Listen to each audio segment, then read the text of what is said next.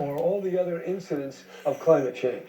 You've both been a mayor and a governor. You've had Nothing to abnormal. see people become temporary refugees from their home. At what point do you feel as if that politicians in positions like the governorship of California are going to have to start proposing restrictions on where people live and basically saying, you know what, we just can't build here because we can't afford to basically maintain people living this close to the water or living this close to wildfire damage or living this close to a place that's susceptible to mudslides? Well, look, now we got to keep making. We have to make those proposals now, but we already have restrictions. People want to go build housing in floodplains. California prevents that, but the zone of danger from fire and flood is far bigger, much bigger. So the politics of that will unfold slowly. But the facts are on the ground, and the politicians, however painful it will be politically, right, will follow a course now to restrict building in areas that are just too dangerous. I got to ask you, I'm curious about the Yellow Vest movement and what you think, why that has been such a struggle for Macron there, and what lessons we should take away here. I want to, Joanna Heyer, who writes this in City Lab. She is a UC Davis, I think, postgraduate student. She writes this: if everyone in the state, talking about California, if everyone in the state had equal access to quality public transportation, the gas tax would be a fair incentive to motivate people to ditch their cars. As it is, it punishes people for not having access to transit options that meet their needs. It seems to me the Yellow Vest movement in France, that's the disconnect there. You won your gas tax fight, but rural Californians didn't like it. No, they don't.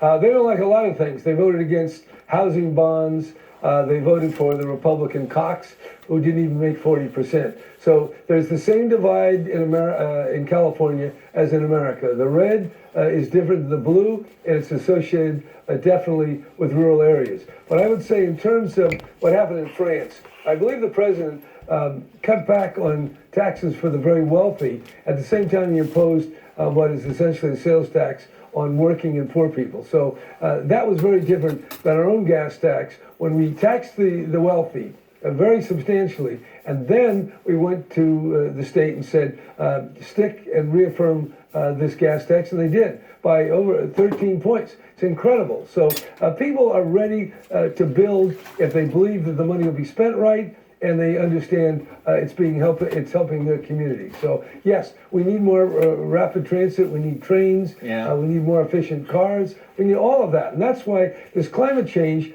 is not just adapting, it's inventing new technology.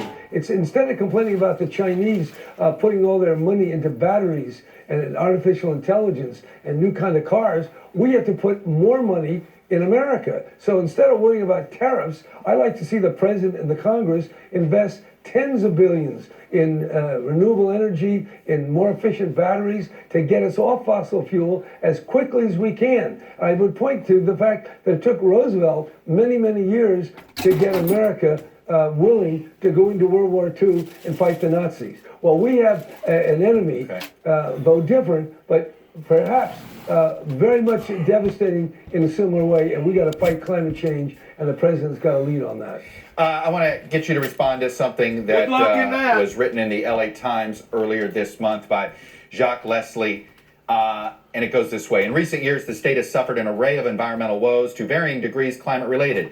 The catastrophic fires, drought, heat waves, encroaching sea levels, dwindling fish stocks, toxic air quality, to name just a few. Jerry Brown's climate efforts have been profoundly important. It's a measure of the breadth of the environmental crisis that they haven't been nearly enough. And it was very both complimentary, and at the same time it wasn't enough. Is that how you feel as you leave the governorship? You've done everything you can and you feel like it still wasn't enough, or is there more you could have done? No, not enough. Not even close. And not close in California, and we're doing more than anybody else, and not close in America or the rest of the world. Look, we've got to get those zero-emission cars on the road. We have to figure out new ways of making cement. We got to clean up our ships, which are creating more pollution than California and Texas put together. The technology, the investment, the lifestyle changes, the land use changes. This is a revolutionary threat, and we've got to get off this idea it's the economy, stupid.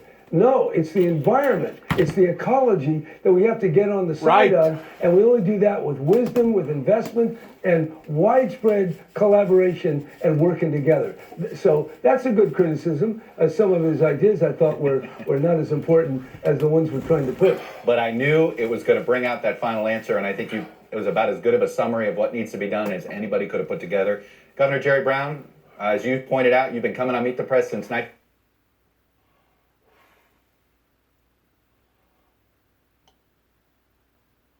schools in Malawi where the data download time. After years of contentious debate on climate change, new polling this year seems to suggest Americans are finally starting to form a consensus on this issue.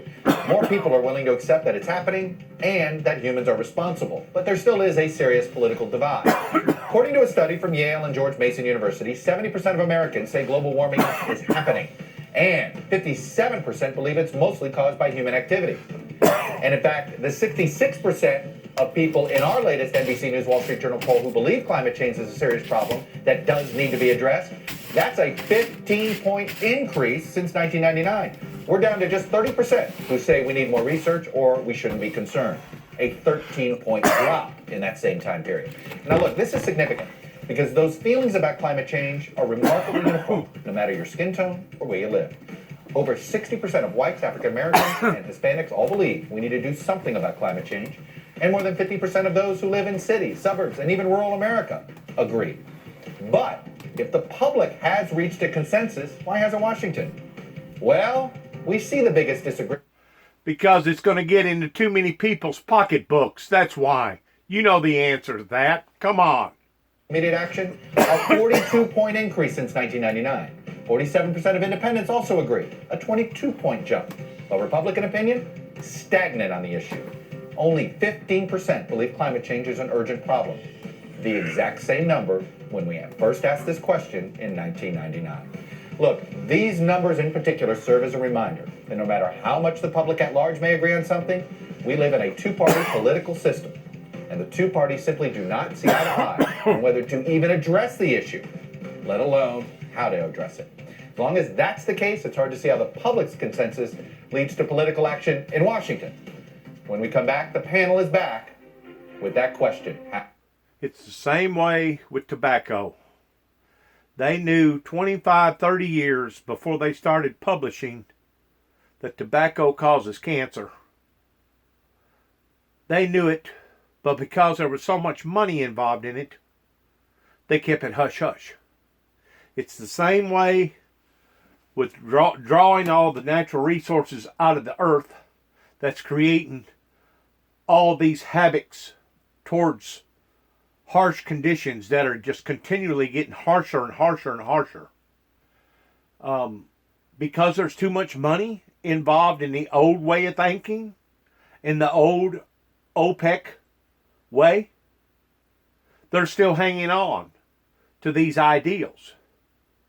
Right now, everybody that does not have a need for an actual truck with a lot of horsepower should be driving an efficient automobile of some sort. If you're a rancher, that's different. If you're a construction worker, that's different. If you're somebody that needs that type of horsepower and that type of ingenuity, that's different. But to think that we are taking a blinded eye and a deaf ear to this is just absolutely asinizing to me. The fact that we're willing to do this, it's insanity. How to deal. Most efficient, the most logical, and probably the most politically viable solution. I think Mayor Bloomberg and Governor Brown try to make this point that the key is that the people who are being taxed, in this case it would be all the American people, trust that the revenues are going to be put to good use. Mm-hmm. And that's why in the bill I filed, we put almost all of it to infrastructure, because we know that's popular in this country and that most Americans believe that we have to invest in our infrastructure. We also set aside some funds to we believe that that we need to, but yet no, we're not. I mean, every now and then I see a construction project going on over here on this road or over here on this bridge or over here. But as far as actually rolling up our sleeves and hiring crew after crew after crew and getting some of your bigger contracts towards really taking the initiative towards fixing everything that needs to be fixed in the road construction area pertaining to our infrastructure? Nah. Not around here. Now, it may be different in Atlanta. May be different down in Florida. I'm sure it is, because they've got more money to spend on different resources. But up here in this area, they ain't fixed my pothole in front of my yard, in front of my house. Utility rates for lower income Americans. That is the key. And we know this is true because in Miami, recently they just passed a $200 million bond referendum, property tax increase to fund coastal infrastructure because we've got too many people that's got their hand in the cookie jar that at the end of the year has made $125,000 right here locally. So you can only imagine what they're making up there in the state. And you can only imagine what they're making up there in the White House.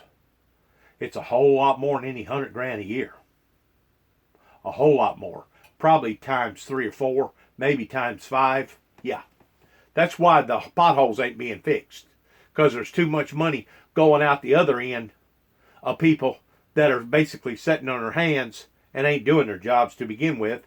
And if the truth be known, probably the job that they do have needs to be eliminated from the program to begin with. Because it's not effective, it's not efficient, it's not adequate, it's not doing nothing.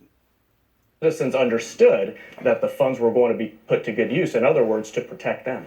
But it does seem as if the regressive nature, perhaps, and how do you again, the person that doesn't live near an easy to access public transportation point and the cost of fossil fuels. Right, but I think if you can make them see, the question is, can you make people see the value in that tax? That it's actually, a tax is the quickest way to change behavior, and if it will help people, if it will ensure that you have cleaner air, that you have less extreme weather events, that you have access to cleaner water, if people see a value in it, they might buy into it. Our most trusted institutions are the military these days, and it does seem as if, since in the military. I ain't going to go as far as say what she said, but the severity of these storms. And of course, if you'll add the population, how that it's intensified, that's the reason why you see such price tags go up and up and up every year. There's been more experience with seeing it in real time. Well, the military tends to be very clear-eyed and pragmatic about threats, and it's a planning culture. So they like to look way off into the future.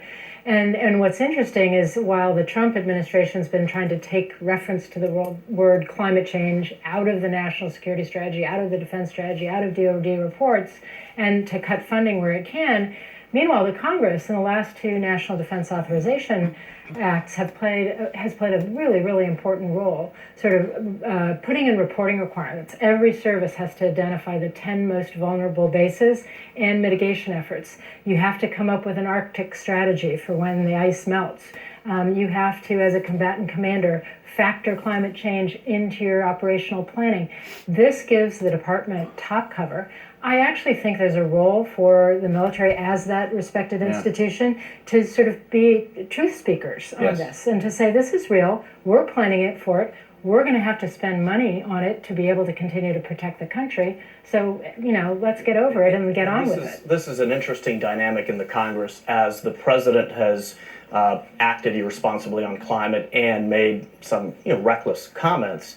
More and more Republicans in the House have moved to embrace this issue, to accept the science. When I got to Congress in 2015, there were maybe 2 or 3 Republicans even willing to utter the words climate change. Today we have over 40 on the record acknowledging that this is a real issue that requires government action, and they went on the record by joining the Bipartisan Climate Solutions Caucus. Craig Fugate, we were talking during the break about, you thought you were equating it to the tobacco companies and issues. And I'm curious what you make of the lawsuit strategy that we're seeing now, actually. The crab fishermen, 4 lawsuits we're outlining here. These are just this year lawsuits against oil companies. The crab fishermen versus 30 fossil fuel companies. The state of New York versus Exxon. The state of Rhode Island versus Chevron. The city of Baltimore versus BP. Sort of this idea of holding them accountable. Is that a smart strategy? Well, we saw what happened to tobacco. The individual suits didn't make any difference, but when all the state attorney generals got together and sued big tobacco, they settled. Investors are going to want to protect their investments, and they see these exposures getting worse. And I think this is the other part of the carbon tax. We have to price risk what it really costs and not continue. I mean, think about over $100 billion last year was put into disasters that could have been saved if we had been doing stuff ahead of time. So I think part of this is how do we price our risk so we're not building it the same way we've always done. But I think investors are going to probably drive this even faster than government regulations because they're seeing the short-sightedness of investments that have multi-decades to pay back that are going to be disrupted in years. Yeah, you're already seeing that in the energy sector. I mean, we had 20 coal plants that have been retired this year. Coal is at its lowest point since 1979 when Jimmy Carter put solar panels on the White House the first time. And when you look at what utility companies are doing, DTE in Michigan, in southeastern Michigan, this year broke ground on a new natural gas plant, $1 billion investment. They're retiring 5 coal plants. They're investing in renewables. Economically, coal doesn't make sense anymore. Right. Natural gas and renewables do. Dr. Mello, I'm curious the impact of the Trump administration has rolled back a few of the actions that the Obama administration put in that was targeted at some climate issues. They did a freeze on the gas mileage standards. It sort of reversed Obama regulations. The EPA rolled back some methane rules. Trump's EPA also. I do want to say this for the record. For the past 3 years, the way that I understand the statistics, old Yellowstone has basically been dormant. This year, Yellowstone has actively shot out 52 different episodes of major gushers in addition to the major earthquakes and tremors that have surrounded that area. You may be asking, well, so what? What does that mean? That means that something up underneath our feet is going on. We have had several volcanoes that has erupted this year in other parts of the world. We recently had an earthquake. I don't remember now where it was, but it caused a tsunami.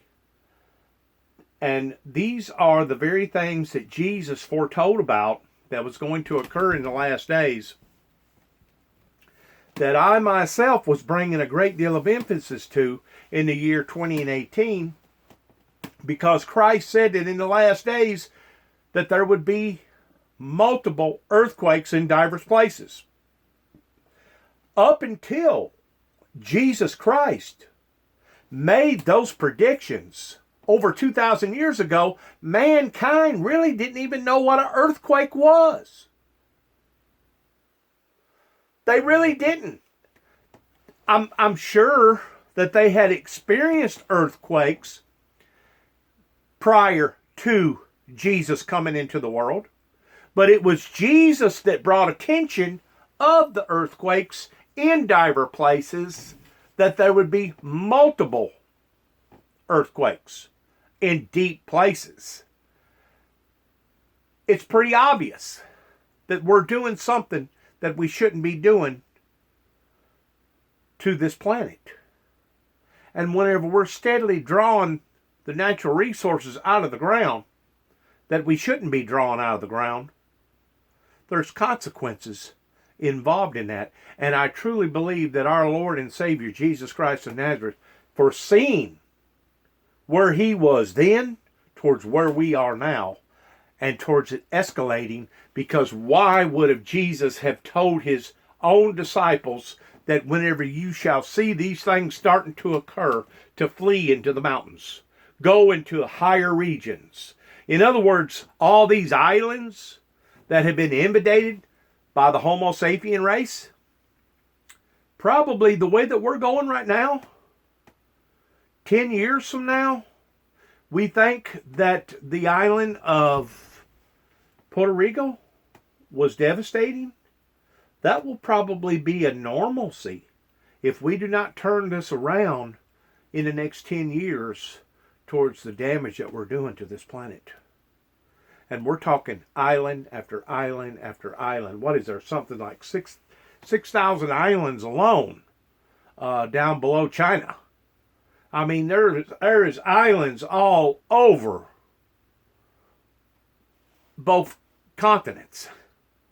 And to think that we're going to see devastation untold like we've never seen before of these low-lying areas, it's astronomical. It's a heartbreak to think that this is now coming about. Called We Are Still In. People are still adhering to the Paris goals. So I think, I'm not going to say it's good news because it's not, but I think it's not necessarily as catastrophic as it might otherwise be. What I guess, is there any individual actions anymore, or is this just so large that individual, I mean, is this one of these, I remember going back to Jimmy Carter, hey, it was this collective action. If everybody can do their little part. It feels like with climate change, it doesn't. It feels like it's all stuck. We really do need national policy that will become international policy. That's why in a lot of these carbon pricing But when we make bills, changes as a country, we galvanize. Is there a way to galvanize? Craig Fugate, is there a way to galvanize? The disasters, I think, are starting this process. This is no longer something that's in the future. I mean, one of the regulations they rolled back was the federal floodplain management standard, which says quit building 1 foot, let's build 2 feet above flood levels. They rolled it back, which meant all of the disasters in the last 2 years, we just missed all of that rebuilding to build the future risk. Could have built. What would you do if you could do this? How would you shake us by the lapel? I get frustrated because I hear this administration say two things. First of all, when they talk about pulling out of Paris, they say, look, we've reduced greenhouse gas emissions. We've reduced greenhouse gas emissions because people have turned away from coal, and yet that's exactly what this administration is promoting. So it just makes no sense. All right. What a tremendous hour. Thank you guys for your time and thoughts on this. Much appreciated. That's all we have for today. Thank you for watching this Sunday morning. On behalf of all of us here at Meet the Press, we want to wish you a very happy and healthy and safe New Year. We'll be back next week, or I guess I should say next year, because if it's Sunday, it's Meet the Press.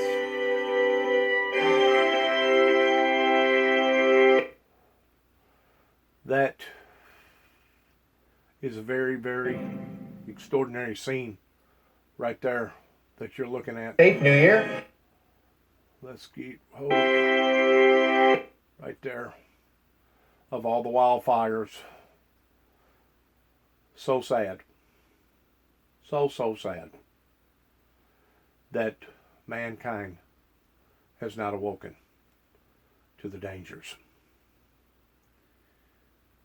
May God have mercy on us for being blinded, and hopefully the year of the Jubilee was a year of awakening, to awaken the people of the crises that we're all facing all over this planet.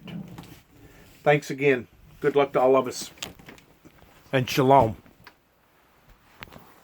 Shalom in the year 2019. Happy New Year.